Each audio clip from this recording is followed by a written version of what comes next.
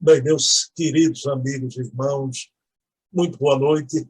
Estamos aqui em mais um programa Bezerra de Menezes, o Kardec brasileiro, que sempre acontece todas as quintas-feiras, às 20 horas, e sempre com essa figura humana de primeira qualidade, meu querido amigo, pesquisador, historiador, presidente da Federação Espírita do Estado do Ceará, Luciano Clay Filho.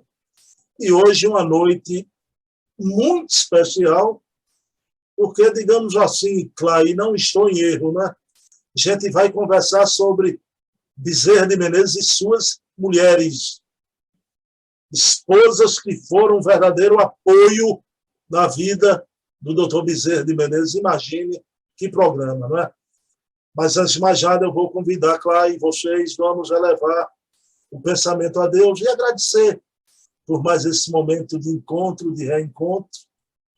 E na noite de hoje, a lembrança da mulher, o papel, a missão da mulher na vida da sociedade humana, na vida do homem, e particularmente hoje, duas mulheres, a importância que tiveram na vida deste homem único, que foi o idealizador do movimento espírita brasileiro.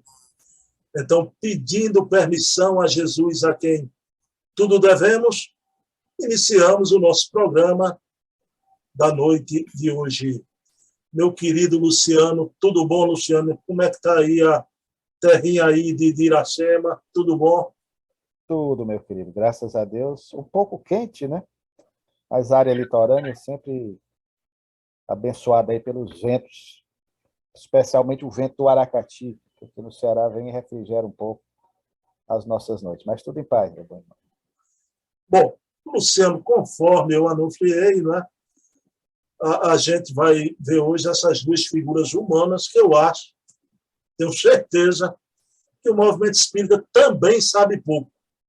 E isso é um momento admirável, um mundo novo que a gente está vivendo, que o movimento espírita despertou para muita coisa que não conhecia, de Kardec, agora também do querido Dr. Bezerra de Menezes, e dá outro contexto, outra leitura sobre a vida e a missão desses homens maravilhosos. Né?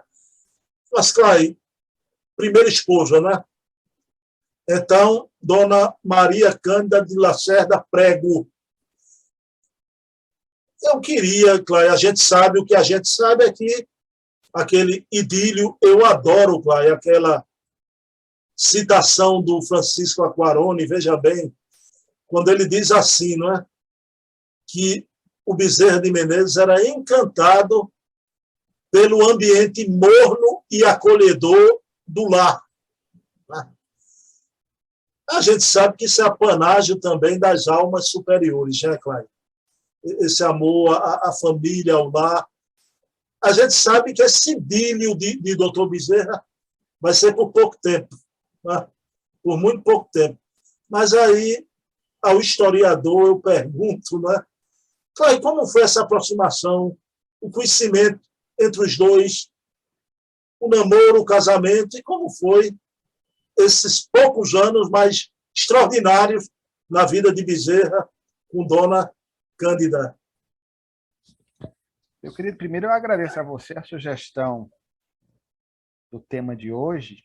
Você faz a introdução aí mencionando a importância da mulher, mesmo em se tratando de século XIX, mas as duas mulheres da vida do Dr. Bezerra de Menezes foram imensamente importantes, servindo como esteio, como suporte, a que ele pudesse, sobretudo na fase inicial da sua trajetória de vida, como médico, como político, dar a ele as condições necessárias para o enfrentamento dos problemas pelos quais ele passaria. Então, o velho ditado popular, erradamente, diz que atrás de todo grande homem há sempre uma mulher invariavelmente lhe dando a mão. Eu diria que ao lado, e não atrás de todo grande homem, há sempre uma mulher, se duvidar até na frente, né, puxando o homem em razão, muitas vezes, dos nossos retardos, dos passos que damos, e são sempre essas companheiras, o fiel da balança, aquela pessoa que tem sempre uma orientação segura, sobretudo porque o coração feminino, via de regra, mas com as exceções devidas, quase sempre nos traz, de forma inspirada, orientações importantes a que possamos seguir aí no nosso curso existencial. Então, quando o Dr. Bezerra de Menezes se casou com a primeira companheira, nós tivemos como pesquisador um trabalho muito grande, a primeira esposa, Maria Cândida de Lacerda Prego, para que nós pudéssemos fazer um levantamento genealógico dela, porque nós não nos contentamos tão somente com o que havia. Então, nós fizemos o levantamento, fomos os primeiros a pesquisar, tivemos de obter, com muita dificuldade, na Santa Casa de Misericórdia do Rio de Janeiro e no cemitério do Caju, os registros para constatar a causa mortis dela, porque as biografias existentes não davam. Então, nós descobrimos que ela desencarnou em março de 1863, com apenas 19 anos, em decorrência de uma febre tifoide, que foi a enfermidade narrada pelo Dr. Bezerra de Menezes, na célebre entrevista posteriormente dada ao Reformador, na década de 1890, mas ali ele não diz de que é que ela veio desencarnar, e na certidão de óbito, no assento de óbito, consta que foi em decorrência de uma febre tifoide que minou as suas forças e em 24 horas a companheira saudável veio a desencarnar. E ele amava muito essa companheira, amava imensamente. E o interessante é que ela era de uma família, nós não tínhamos informações a respeito do pai, principalmente do pai, porque o pai, por um lado, foi muito importante na vida dela e teve uma trajetória existencial, sob certos aspectos, muito semelhante ao do futuro marido. É curioso isso. Nós descobrimos, fizemos um levantamento biográfico a respeito do pai, que foi um médico de nomeada, também político, Francisco Alves Gomes Prego, que desencarnou muito cedo, em decorrência dos problemas de época, e praticamente quase nenhum jornal do Rio de Janeiro, à época em que ele desencarnou, e nós não sabíamos o ano de sua desencarnação, e constatando que foi em 1845, exatamente o ano em que ela nasceu. Então, quando o pai desencarna, ela estava com poucos meses de vida, e já tinha um irmãozinho maior, de mesmo nome do pai, Francisco Alves Gomes Prego, que desencarnaria em 1855, quando estudava Direito em São Paulo. Há, inclusive, um episódio curioso, nós já falamos em outra oportunidade, em outra live que fizemos com você, a respeito da visita desse rapaz que desencarna e vem estar em espírito com a mãe na noite da sua desencarnação. E provoca, inclusive, um fenômeno bem curioso que o próprio Bezerra de Menezes mais tarde registraria no seu livro A Loucura sob Novo Prisma. Então, ela nasce em 1845, em Campos dos Goytacazes. O seu pai era de Campos, um cirurgião dos mais conceituados e também muito amado pela população local, exatamente por ser um médico humanitário, que fazia também, às vezes, de médico da pobreza local. Então, ele desencarna, mas a sua memória ficou sendo, de certa forma, difundida através das tradições locais. Durante várias décadas seguintes se falava ainda do Dr. Prego, como ele era mais popularmente conhecido. E a filha, portanto, não o conheceu, mas guardou na memória as ações do pai, que era um literato, foi um homem, inclusive, que, já que nós vamos entrar aí no próximo ano, na celebração dos 200 anos da nossa independência política, participava de uma sociedade que cultuava essa data. Inclusive, há vários poemas dele declamando, ressaltando algo que ele testemunhou, a independência política do Brasil, 7 de setembro de 1822. Então, a garotinha cresceu em meio a essa adversidade, o pai desencarna muito cedo, mas a sua mãe se consorcia, já pouco tempo após a desencarnação do pai, uns 3 anos depois, com o filho de um dos maiores amigos do pai de Maria Cândida, que era o doutor Mariano José Machado. Os dois eram médicos de Campos do Goytacazes, mas ela se casa com o filho dele, homônimo, chamado também Mariano José Machado, que vai assumir a Maria Cândida e seu irmãozinho, Francisco Prego, o jovem a quem fizemos menção, como filhos do coração, dando-lhes novos irmãos, inclusive a futura esposa, a segunda esposa do Dr. Bezerra de Menezes, nascida em 1850, que é a Cândida Augusta, sobre quem nós vamos falar na sequência. Então, Maria Cândida, ela passa por essa prova de início de existência, praticamente não conheceu o pai, teve o carinho do padrasto, que de fato a tratava com muita ternura, E a sua mãe, Maria José Machado, o nome que ela vai adotar no segundo casamento, lhe deu todo o suporte necessário para que ela pudesse ter a equilibração necessária nessa transição existencial, sem ter conhecido o pai, mas conhecendo novos irmãos, inclusive os tios, por parte do padrasto, que foram importantes na sua trajetória existencial. A família sai de Campos, vai para o Rio de Janeiro, em 1850. A segunda esposa já nasce no Rio de Janeiro, em setembro de 1850. A Cândida Augusta. Era assim, o doutor Bezerra punha apelido nas duas esposas. A primeira ele chamava de, afetuosamente, Mariquinhas. E a segunda chamava de Dodoca. Eram os apelidos que ele dava às esposas, como dava também aos filhos. Aí o mais interessante é que quando nós pegamos a certidão de casamento do Dr. Bezerra e a própria desencarnação dela, nós achamos estranho pelo fato de que, e era comum daquela época, já falamos em outras oportunidades, o Dr. Bezerra de Menezes se casou com Maria Cândida em 1858, em novembro daquele ano. E ela, portanto, estava com 15 anos de idade. 15 anos. 14 para os 15 anos. Hoje há um estranhamento, porque casar-se com 14 anos, o mundo é outro, século XIX, e se você fizer um levantamento aí das famílias antigas, uma sociedade patriarcal, entendamos o contexto. É preciso nós situarmos o contexto. É só olhar para trás, e a tradição diz, embora nós não tenhamos como comprovar, que, por exemplo, José e Maria, os pais terrenos de Jesus, a tradição diz que José era viúvo de um outro casamento, e já em idade avançada teria casado com Miriam de Nazaré. E Maria teria entre 15 e 16 anos. Então, antigamente era assim. Hoje o mundo é outro. Se você pega o retrato de José de Alencar, que desencarnou em 1877, aos 49 anos, com a barba espessa, em razão da tuberculose, das enfermidades, você pensa que ele tinha ali uns 70, 80 anos de idade.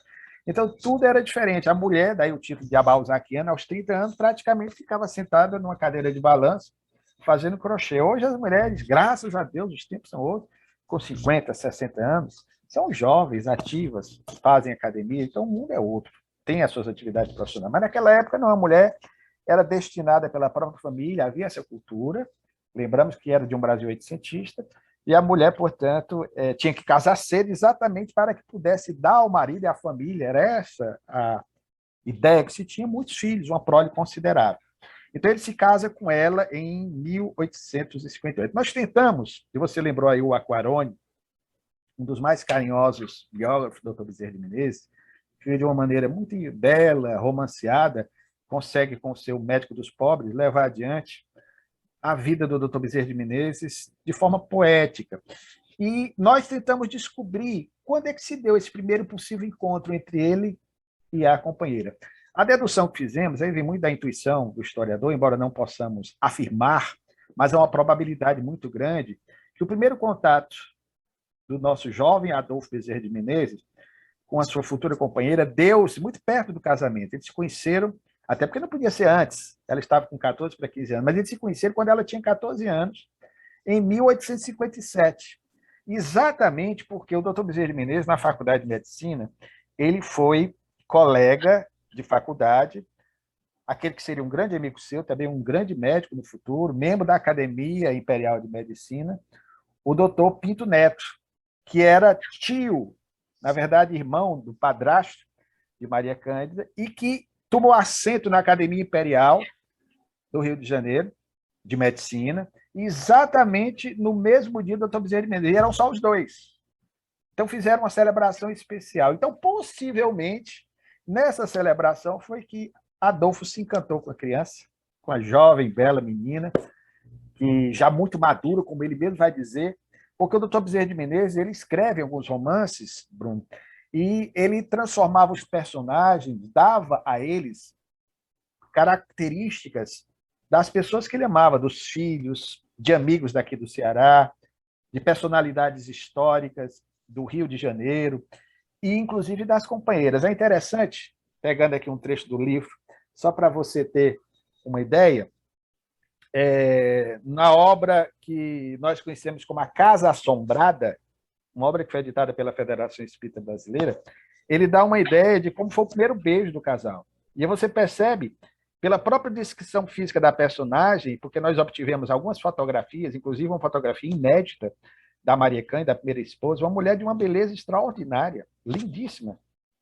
a moça. Então ele diz assim, olha o que ele diz, né? Isso aqui era ele. Ele trabalha um dos personagens, transfere características dele e do personagem para a jovem. A moça cravou isso aqui na festa, possivelmente, onde aconteceu, mas ele guardava isso. A moça cravou os olhos nos meus, como para ler a minha alma. E tão comovido estava, ele faz a descrição, respeitosamente, que os seios lhe palpitavam ao impulso do coração, quase a saltarem pelo elegante decote de seu vestido de cambraia. Eu sustentei aquele olhar chamejante que fazia vibrar tumultuariamente todas as fibras do meu ser. Aqui é o romancista. Simultaneamente, baixamos os olhos e, instintivamente, arrastados por uma força superior à nossa vontade, nossas cabeças se inclinaram e nossos lábios se encostaram. Primeiro beijo. Como se tivéssemos visto uma serpente, recuamos assustados, apavorados, envergonhados. As conveniências, as leis sociais condenam aquelas expansões naturais e nós tão depressa tivemos a consciência de que havíamos feito, coramos e trememos. Aí ele descreve, veja que coisa interessante, isso de uma narrativa conhecida, mas numa obra que ele não chegou a publicar e que foi o seu primeiro romance, intitulado A Viagem através dos Séculos, que se encontra em manuscrito na Federação Espírita Brasileira, no setor de obras raras. Ninguém nunca viu esse romance, nós pensamos muitas expressões, muitos trechos desse romance, deu um trabalho danado, porque tinha que se fazer uma leitura paleográfica, e a FEB ainda está no processo também de digitação, para quem sabe futuramente publicar esse romance, que, repito, foi o primeiro romance dele lançado ainda, ou concluído ainda em 1885, 1886, quando ele estava se declarando espírita, mas já escrevia esse romance. Então ele se refere à primeira companheira como Cecília, que era a outra personagem, esposa do médico André Cavalcante, que era ele mesmo. Então ele vai falar algo também sobre a esposa e diz coisas que batem com a biografia da primeira companheira. Exatamente a idade era a mesma. Olha, Cecília completava 15 anos, pelo que o pai, que a tinha mandado educar na corte, em um colégio inglês. A menina recebeu uma educação regular, porém o que mais a recomendava eram, depois da fisionomia atraente, as qualidades morais. Pensava com a madureza de uma senhora de idade, mesmo com 15 anos. Raras moças de sua condição poderiam ser tão desprendidas de vaidades. Vestia-se com simplicidade, o que mais fazia realçar a sua beleza natural. Veja a percepção do que atraía numa mulher o Dr. Bezerra de Menezes, né? A simplicidade, até no vestuário. E gostava mais da companhia de seus pais do que das festas e convivências. Era um lírio dos prados, que se expandia ao leve sopro dos zéfiros. Cândida, a ele se refere, né? Assim como se fosse Maria Cândida, cândida e pura, como a singela flor, sua alma alimentava-se das ideias que bebia em livros sãos e, principalmente, no livro de ouro, a Bíblia. E, de fato, ela era uma jovem extremamente católica, extremamente religiosa. E frequentava uma igrejinha, Nossa Senhora da Saúde, onde passaria a morar com o marido, na Rua da Saúde, quando o Dr. Bezerra de Menezes dirigiu, a partir de 1861, uma casa de saúde Godinho Bezerra. Então, havia uma igrejinha próxima que os dois frequentavam. Então, você veja que há muitas coisas totalmente desconhecidas, nunca antes abordadas em outras biografias, estamos revelando aqui no avant-première para você. E essa mulher extraordinária conviveu com ele, casou-se, portanto, mesmo rapidamente, amavam-se profundamente, era um belíssimo casal, e os dois tiveram 2 lindos filhos, os dois com os olhos esverdeados, puxando o pai. Ela tinha os olhos negros. O primeiro, Adolfo, nascido em 1860, e o segundo, Antônio, nascido em 1862. Mas, como já dissemos, ela desencarna aos 19 anos, em 1863, deixando o Dr. Bezerra de Menezes num momento de muita angústia. As biografias registram, mas isso se deve a uma informação dada por ele mesmo, que é uma segurança. Ele ficou profundamente abalado com a desencarnação da esposa, embora fosse um homem que tivesse suas convicções de fé, mas também absorver uma carga grande de filosofias materialistas, o que era comum para um jovem intelectual da época, pelo seu ecletismo, pelas suas leituras, e ele entrou num quadro que hoje nós chamamos depressivo, à época melancólico ou de melancolia, que é a nossa depressão, que é uma pandemia dos nossos dias. Então ele entra no quadro depressivo, ele próprio diz, ficou sem forças, e se não fosse um exemplar da Bíblia que lhe for apresentado por um colega de consultório, e descobrimos o nome desse colega, o doutor Antônio Francisco Fernandes, que desencarnou prematuramente no início da década de 1870, ele teria talvez entrado por um caminho de difícil recuperação. Então ele entrou realmente numa fase de prostração total, como ele mesmo descreve, e a obra de todos os tempos, a Bíblia Sagrada, foi a obra que, de primeiro momento, depois será o Livro dos Espíritos, lhe deu esse impulso importante para que ele pudesse, como se estivesse ouvindo as palavras de Jesus dirigidas a Lázaro na sua tumba, sugit ambula, levanta-te e anda. E assim acontecerá.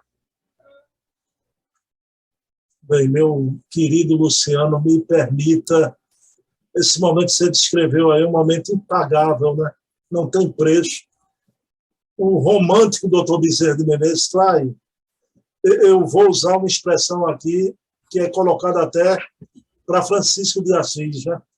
Porque Bezerra chega a descrever o decote da jovem, mas, ao mesmo tempo, os rostos se inclinam para o beijo, mas se afastam, o recato também, né?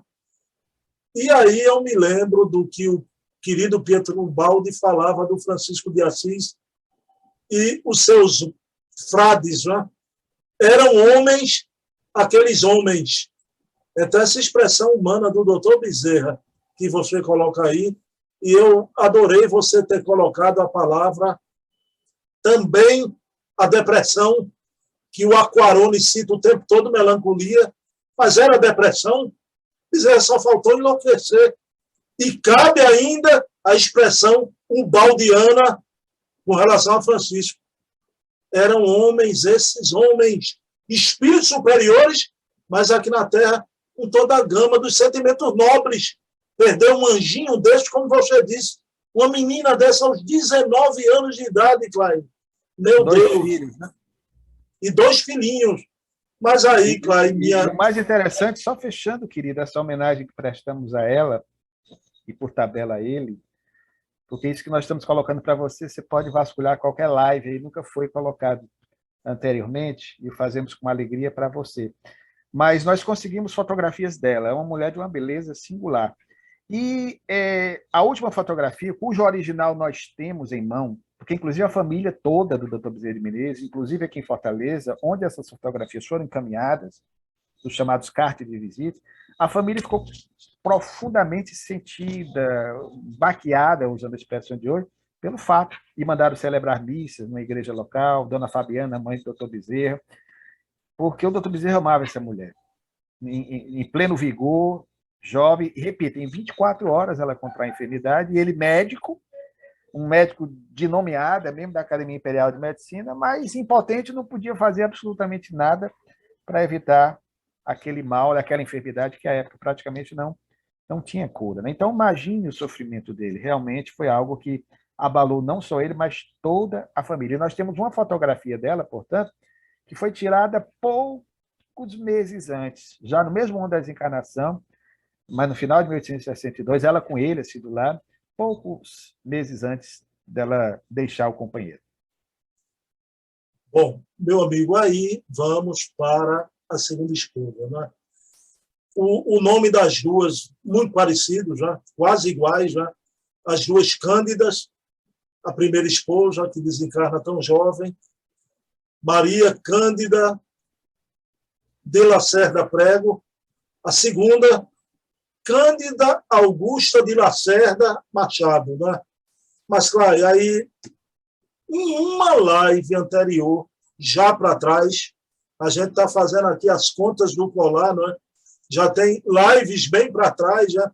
Eu me lembro que, ano passado, a gente abordou essa questão aqui no Nordeste do Brasil, não é? Porque isso pode causar moça aí no povo, surpresa, né? Que o que é que acontece? O Bezerra, deprimido, melancólico, vai consociar-se com a cunhada. Tá? Então, Dona Cândida Augusta, cunhada do doutor Bezerra de Menezes. Né? Aí eu lhe pergunto do mesmo jeito, como é que foi essa aproximação? Né? A família apoiou, e sabendo a dor imensa que Bezerra estava passando, e como foi essa aproximação e o amor de Dona Cândida Augusta pelos sobrinhos, já, claro. Eu acho que isso teve um peso para Bezerra de Menezes, esse segundo consórcio também imenso, né? Conta aí a história para a gente, claro, que não sabemos dessa aproximação.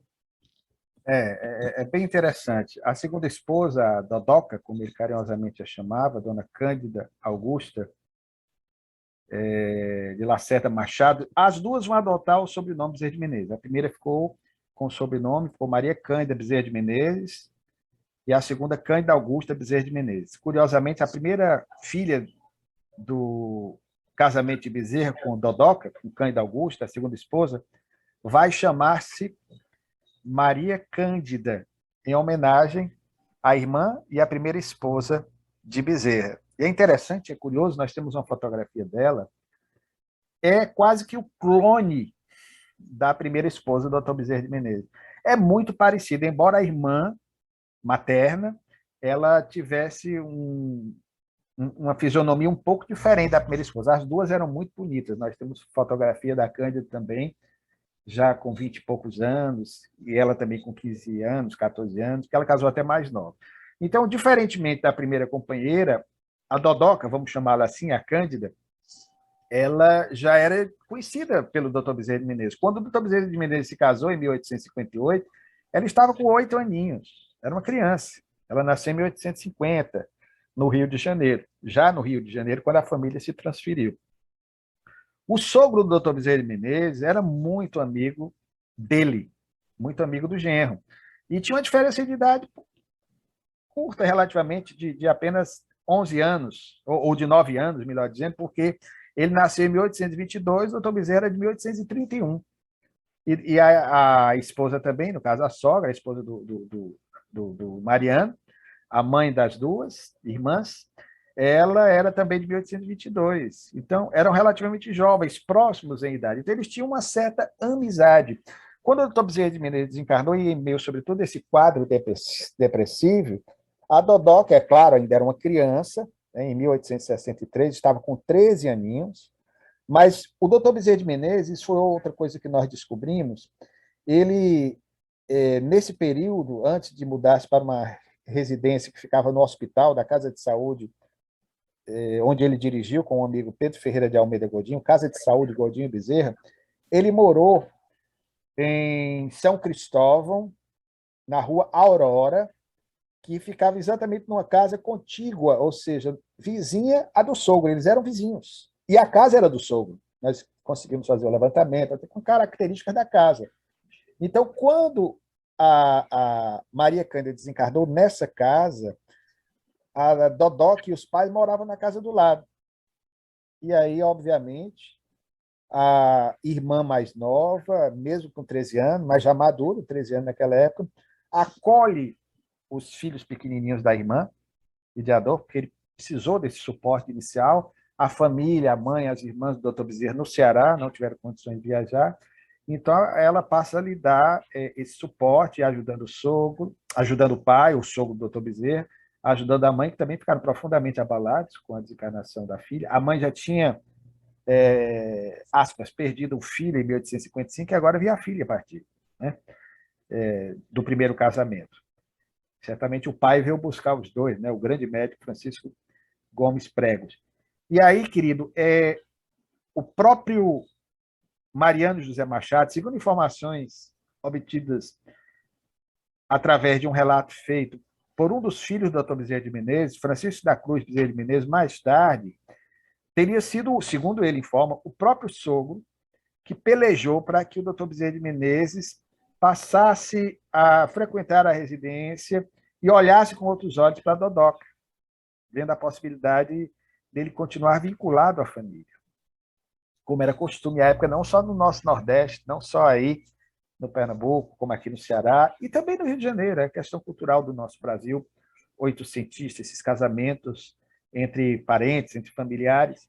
E o doutor Bezerra passou a ver aquela menina com um olhar diferente e passou também no futuro a ter um amor por ela imenso, um sentimento de profundo respeito e gratidão. Também o tempo não nos permite, mas há outros registros aqui no trabalho em que ele já se refere à parceria dessa mulher extraordinária, que ele secundaria os passos até a desencarnação do marido, prosseguindo na Terra por mais 9 anos, porque ela vai desencarnar em março, no mesmo mês da irmã, só que do ano de 1909 aos 58 anos, relativamente nova. Então, ela vai mobilizar toda a atenção do Dr. Bezerra de Menezes. Foi uma mulher que o apoiou em todos os momentos, como a primeira também. Inclusive, a primeira, Maria Cândida, foi que lhe deu, de certa forma, um incentivo para que ele aceitasse a convocação que a freguesia de São Cristóvão fazia para que ele pudesse, pela primeira vez, se candidatar a um cargo público na Corte Municipal, na então Câmara Municipal da Corte de São Sebastião, no Rio de Janeiro. E assim acontecerá. Então, Cândida Augusta, a segunda esposa, a Dodoca, ela vai estar com ele até o final da sua existência, vai acompanhá-lo em algumas reuniões na Federação Espírita Brasileira, inclusive quando ela vem a desencarnar, assim como muitos filhos aderiram ao espiritismo, há um registro do reformador que diz que quando ela estava doente, já velhinha, com dificuldade de natureza material, houve toda uma mobilização nesse sentido, inclusive amigos dela tentaram conseguir uma pensão para ela, que ela não tinha por causa do marido, que houvera sido político, prefeito, e naquela época não havia isso. Então, conseguiram, com muito sacrifício, uma parca pensão para que ela pudesse sobreviver os seus últimos dias na Terra. E ela era muito pequenininha, tinha 1,50 m, baixinho. Lembrando que o doutor Bezerra era de 1,60 m quando desencarnou, né? Era baixinho. Então, ela já muito franzina, pequenininha, mas tinha uma sensibilidade mediúnica que o reformador registra. Inclusive, ela, nos instantes derradeiros da enfermidade que a vitimaria, ela teve a oportunidade de registrar a presença do marido desencarnado. O periódico Febiano registra isso, né? Então, mostrando que ela tinha uma mediunidade também extraordinária. Então, ela terá com o Dr. Bezerra de Menezes, isso aqui nós já falamos também em outras lives, para você, mais 13 filhos, no total, com os outros dois, 15 filhos, e numa atitude muito nobre, ela vai adotar uma filha, sobre quem nós já falamos aqui também, que era, eu vou ter que dizer, na época também, as coisas do contexto, era filha do pai dela, Mariano José Machado, com uma escrava, que era uma escrava liberta, escrava dele, de nome Flauzina. Inclusive, o Dr. Bezerra homenagearia essa personagem, essa escrava liberta pelo sogro, num dos seus romances, A Pérola Negra, dando o nome da personagem, Honorina, a essa personagem, que era Flauzina Honorina, o nome dela. E aí ela vai ter uma filhinha com o pai da dona Cândida, portanto, era irmã dela, que o doutor Bezerra de Menezes vai adotar. Ela recebe a alforria assim que nasce, do próprio sogro do doutor Bezerra de Menezes.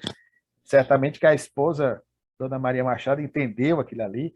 A Dona Maria Machado vai desencarnar em 1877, e o sogro, já em idade avançada, também vai se casar novamente, vindo a desencarnar em 1881.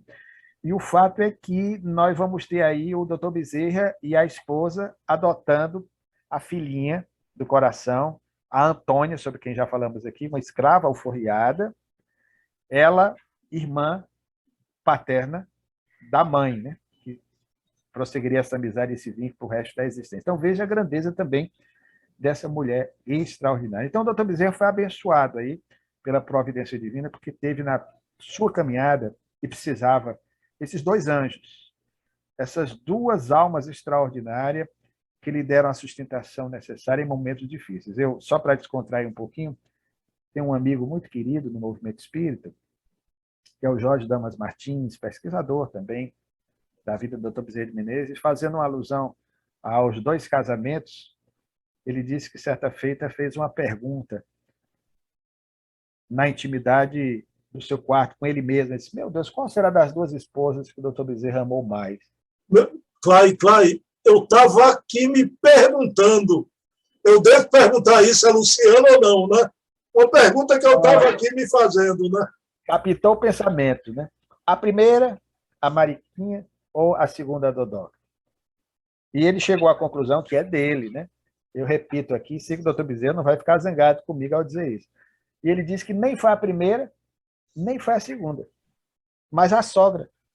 Porque a sogra era a mesma, ele não trocou de sogra, mas de esposa ele trocou, né? Por força das circunstâncias, evidentemente, com a brincadeira. Ele mudou de esposa, mas a sogra permaneceu dando pista de que gostava muito da sogra, né? Mas brincadeiras à parte, tanto a sogra quanto as duas esposas foram extraordinárias, colunas importantíssimas na sustentação da vida missionária e peregrina desse espírito. Sem elas, certamente a sua vida não teria sido a mesma. E como você falou, querido, lá atrás, o Dr. Bezerra era um homem de família. Era um homem que, usando a expressão dos nossos jovens de hoje, curtia ficar no lar, na companhia dos seus. Ele amava profundamente seus filhos e fez o que pôde para dar para eles tudo o que foi possível, até do ponto de vista material, na sua fase de prosperidade. Mas o grande legado dele, mesmo passando por privações, foi o exemplo de vida que ele deixou como herança aos filhos que ficaram. Bom, Clay, o querido Bezerra é o Kardec brasileiro, né? E há uma semelhança até, né? Dona Amélie Boudet permaneceu ainda uma quadra, né? Mais de 15 anos. A Dona Cândida passou mais uma década, né? Então, mas eu queria lhe fazer uma pergunta rápida, porque você tocou, explorou algo aí, o problema da pensão, não é? Mas essa pensão que os filhos lutaram, só um fecho, um complemento, Clay. Porque o Aquarone descreve o desencarne de Bezerra, né? E naquela casa caiada de branco, não é? A descrição de um ambiente paupérrimo, um ambiente mesmo de miserabilidade. Inclusive, a FEB iria ajudar no sustento naqueles primeiros momentos de viuvez de Dona Cândida Augusta. Eu lhe pergunto, era isso mesmo, Clay? A família ficou num estado de miserabilidade, a gente pode falar isso? Pode falar isso, infelizmente é fato. O Dr. Bezerra teve uma fase próspera da vida, sobretudo nos anos 1870, foi aquela fase empresarial. Naquela época não havia as condições que hoje nós temos, a questão da própria previdência, era algo bem diferente. Como político, inclusive alguns biógrafos de época, quando ele desencarnou, não foi um só, mas foram vários, disseram que a política contribuiu grandemente para o seu empobrecimento, porque ele tirava do bolso dele, e não como se faz, infelizmente, hoje, alguns políticos, claro, há as exceções, mas se locupletam aí com aquele que pode tirar como benefício, tirando dos outros, para si próprio. Ele não, ele fazia o contrário. Naquela época, o cargo de vereador recebia uma parca ajuda de custo, de igual forma, o cargo de deputado-geral. Então, ele passou por muitas privações, além das empresas que ele teve, montadas até a década de 1890, e em razão da malograda política do encilhamento ao tempo de Rui Barbosa, já no período republicano, ele perde tudo do ponto de vista material. E aí passa por esses reveses de natureza financeira, até a saúde se agrava nesse período. E é interessante que ele tinha casas, ele tinha inclusive chácaras, que foram locais assim por ele muito apreciados, alguns dos seus filhos encarnaram nessas chácaras. E aí ele perde as casas e em 1895 ele se viu obrigado a alugar uma casa na rua 24 de Maio, no 93. Eu peguei a descrição da casa, tamanho da casa, o aluguel que ele pagava na época, a quem ele alugou, o anúncio que foi publicado. Isso é o historiador obcecado, né? Para não dizer neurotizado aí com esses pormenores, essas informações que eu busquei assim com muita avidez, para compreender um pouco mais aquilo que anteriormente era passado de forma romanceada, né? Então, nesse trabalho que estamos publicando, nós pegamos tudo isso, até o tamanho, a descrição da casa, onde ela ficava, o mapa da época, da rua, de arruamento lá dessa rua no Rio de Janeiro, Já falamos na outra oportunidade que ela ficava próxima da farmácia Cordeiro, que à época funcionava ao número 116, a casa dele era no número 93, e nós conseguimos, inclusive, uma fotografia da casa, né, que realmente tinha... essa fotografia foi batida pouco tempo após a desencarnação dele, mas a gente tinha um muro branco. Mas era uma boa casa, uma casa larga, uma casa espaçosa naquela época, e que ele pagava com muita dificuldade, né, com aquilo que ele obtinha das suas consultas, né, na farmácia Cordeiro, mas já com 68 anos, passando por privações de natureza material. Não tinha uma aposentadoria. E a esposa com dificuldades, então ele desencarna na extrema pobreza. E para comprovar tudo isso, querido, nós obtivemos e temos em mão a cópia integral do seu inventário, que está no Arquivo Nacional do Rio de Janeiro. Nós temos todos os documentos. E a comprovação tácita de que ele não teve, quando desencarnou, um bem material sequer. E tinha filhos menores. Ele tinha uma filha nascida em 1891, quando ele tinha 60 anos, Maria da Conceição, e tinha uma outra filhinha também, chamada Hilda, que eram menores de idade, que precisavam do suporte. Então, aí houve, sim, uma mobilização de amigos reais do Dr. Bezerra de Menezes, espíritas ou não, até um grande padre, amigo dele, o Vigário Escobar, que desencarnou 2 anos após. Esse padre chegou a estar na Federação Espírita Brasileira. Era um afrodescendente, foi o padre que batizou praticamente todos os filhos dele, foi o padre que realizou os seus 2 casamentos, foi seu vizinho quando ele teve a separação da primeira esposa, morava também numa casa próxima, que era da família do Dr. Bezerra de Menezes. Então, nós vamos ter muitos reais amigos do Dr. Bezerra, o próprio Quintino Cunha, que envidaram esforços para que a família pudesse, de certa forma, receber um suporte, um fôlego financeiro naqueles momentos tão difíceis. Fizeram-se saraus, algumas apresentações artísticas para obtenção de recursos, para dar condição à dona Cândida. E nós descobrimos também que a própria Federação Espírita Brasileira fez algo importantíssimo por ele, uma demonstração patente da gratidão. Obviamente que ele nunca cobrou nada. O Dr. Bezerra fazia tudo gratuitamente, mas depois que ele desencarnou, ao tempo da gestão de Leopoldo Cirne, que era vice do Dr. Bezerra, quando o Dr. Bezerra desencarna em 1900, o nordestino, que ele era da Paraíba, Leopoldo Cirne, assume, e a partir de 1901, 1902, alguns romances que o Dr. Bezerra de Menezes havia deixado e que foram doados pela família à Federação Espírita Brasileira, ainda em forma de manuscrito, como o Evangelho do Futuro, a Pérola Negra, Leopoldo Cirne conseguiu, juntamente com a aquiescência dos companheiros de Federação Espírita Brasileira, que não precisava, ele nunca pediu, mas a federação disponibilizou uma ajuda de custo, como se fosse assim um pagamento pelos direitos autorais da obra para ajudar a família nessa hora tão difícil. Então, você veja que houve, sim, uma mobilização sincera de muitos amigos. Isso que eu estou colocando para você, querido, é uma demonstração do que foi o Dr. Bezerra de Menezes na sua vida, o seu retorno ao mundo espiritual, mas com a presença importantíssima das 2 companheiras, e no final da trajetória da segunda, a Dodoca, que deu o suporte necessário a que os filhos mantivessem essa memória viva do pai, grande homem de bem, e por isso quase todos eles seguiram pela trilha do espiritismo, mais adiante no tempo. Bom, meu querido Clay, 2 recados aqui nesse final de programa. Um ainda sobre o episódio nosso da noite de hoje, né? Fica aqui a reflexão.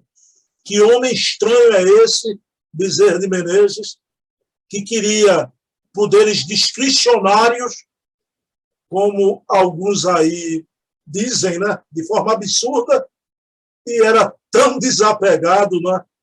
E desencarnou como desencarnou, né? Quer dizer, não se coaduna, né? Essa conta não fecha, né?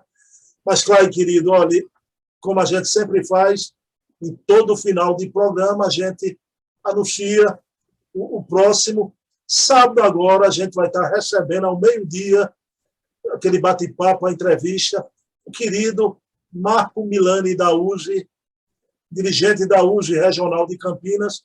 O assunto, claro, que é um motivo de preocupação nossa, tenho certeza que sua também, como dirigente de uma federativa, que é essa invasão da ideologia política no movimento espírita, não é? As causas identitárias, não é?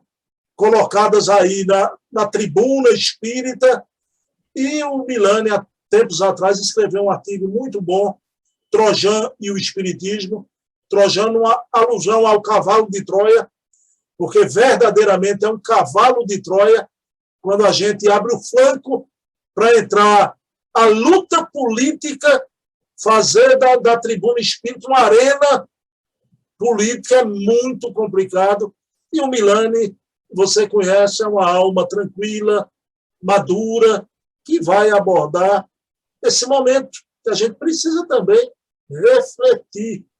E, principalmente, eu que estou aqui tendo um exemplo de um homem que usou, né, na sua ação política, os princípios espíritas e de forma excelente, né? O político Bezerra é um exemplo para o que estão querendo fazer hoje no nosso movimento, né?